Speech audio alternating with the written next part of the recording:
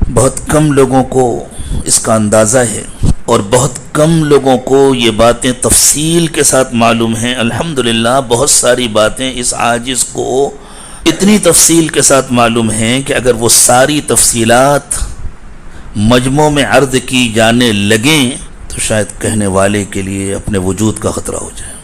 اس وقت شیطانی گروہ اس قدر سرگرم ہے اور شیطانوں کو اللہ تعالیٰ نے پہلے کے مقابلے میں اتنی چھوٹ دی ہوئی ہے۔ بعض روایات سے معلوم ہوتا ہے کہ رسول اکرم صلی اللہ علیہ وسلم نے یہ بات ارشاد فرمائی تھی کہ بہت سارے سرکش جنوں کو، شیاطین کو سیدنا سلیمان علیہ السلام نے بند کر کے سمندر میں ڈال دیا تھا اور ان کی آزادی اور رہائی کی ایک مدت مقرر تھی۔ بعض روایات سے اندازہ ہوتا ہے کہ رسول اکرم صلی اللہ علیہ وسلم نے یہ ارشاد فرمایا کہ جب دجال کا خروج قریب آئے گا تو وہ جن رہا کر دیے جائیں گے، وہ شیاطین رہا کر دیے جائیں گے اور وہ سب دجال کے گروہ میں شامل ہو جائیں گے۔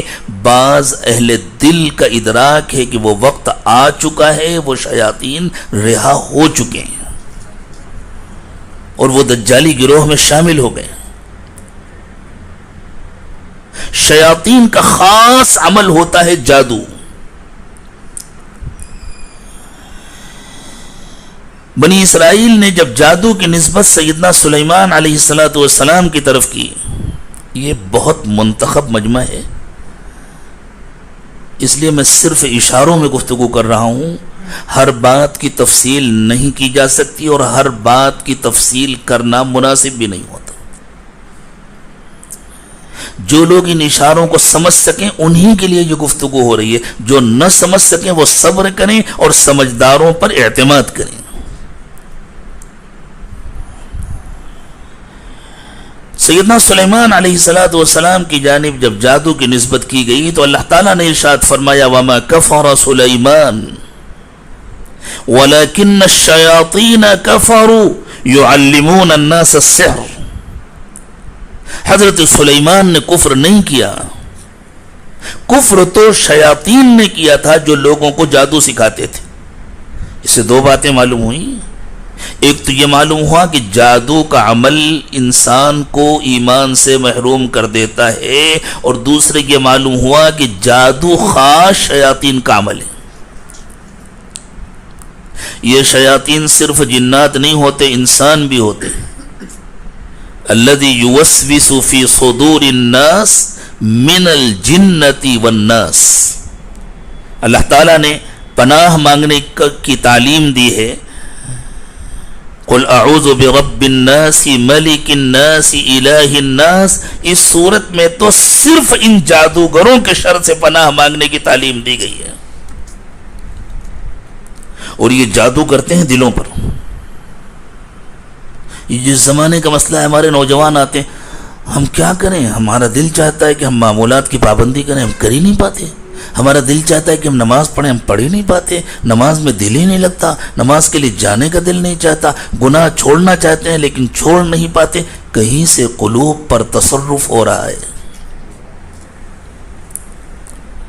اللہ تعالیٰ نے پناہ مانگنے کا حکم دیا اپنی کتنی صفات کے ساتھ۔ قل اعوذ برب الناس ملک الناس الہ الناس۔ آپ یوں کہا کریں کہ میں حفاظت چاہتا ہوں اس کی جو سب کا رب ہے، جو سب کا بادشاہ ہے، جو سب کا معبود ہے۔ کس چیز سے حفاظت چاہتا ہوں؟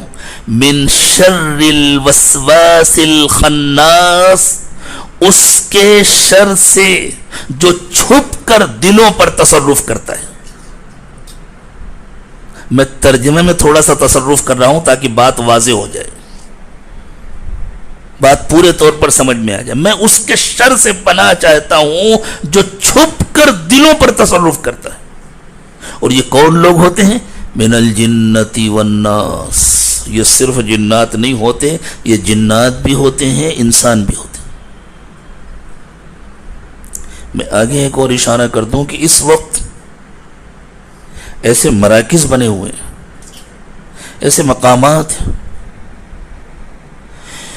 اور صرف ایک جگہ نہیں ہے، ہر جگہ ہیں، ہر طرف ہیں، ہر صوبے میں ہیں، ہر ضلع میں ہیں، جہاں ایسے جادوگر مسلسل بیٹھے ہوتے ہیں 24 گھنٹے میں 1 سیکنڈ کا بھی انقطاع نہیں ہوتا ان کے عمل میں۔ میں تفصیل کے ساتھ جانتا ہوں، لیکن مجھ سے کوئی صاحب تفصیل پوچھنے کی کوشش نہ کرے، یہ باتیں ہر ایک کو بتلانے کی نہیں ہوتی،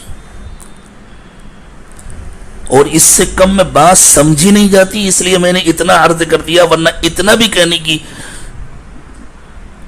گنجائش نہیں ہوتی۔ وہاں یہ حال ہے کہ جب ڈیوٹی بدلتی ہے واقعی 24 گھنٹے میں، تو ایک جماعت آ کر بیٹھ جاتی ہے، اپنا کام شروع کر دیتی ہے، تب پہلے والے اٹھ کر جاتے ہیں تاکہ 1 سیکنڈ کبھی انقطاع نہ ہونے پائے۔ ہمارے ملک میں بھی ہو رہا ہے، اسرائیل میں بھی ہو رہا ہے۔ سو رہے ہیں مسلمان، ایک ایک کو نشانہ بنایا جاتا ہے، ایک ایک کو، فلاں مسجد کے امام صاحب، فلاں محلے کے فلاں ذمہ دار، فلاں صاحب، فلاں دیندار، فلاں جماعت کے ذمہ دار، فلاں صاحب، فلاں مدرسے کے محتمم صاحب اور مفتی صاحب اور مدرس صاحب، اور یہ ایک ایک کو نشانہ بنایا جاتا ہے، اور عمومی طور پر بھی سب پر تصرف کیا جاتا ہے۔ یہ مسجد جھگڑے، یہ جماعتوں کے جھگڑے، یہ گھروں کے اندر کے جھگڑے، اور یہ جو سیلاب آیا ہوا ہے بے حیائی کا۔ اور نوجوانوں بہت ہوشیار رہو، فیس بک کے ذریعے اور یوٹیوب کے ذریعے بھی جادو کیا جاتا ہے۔ جس طرح اللہ والوں کے بیانات سننے سے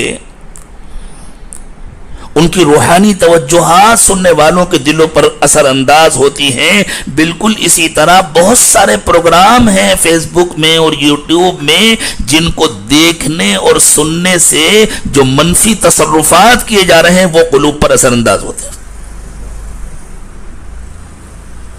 یہ سب کچھ ہو رہا ہے، اس سے بچ جانا انسان کے بس میں نہیں ہے۔ اللہ جس کو بچائے وہی بچ سکتا ہے۔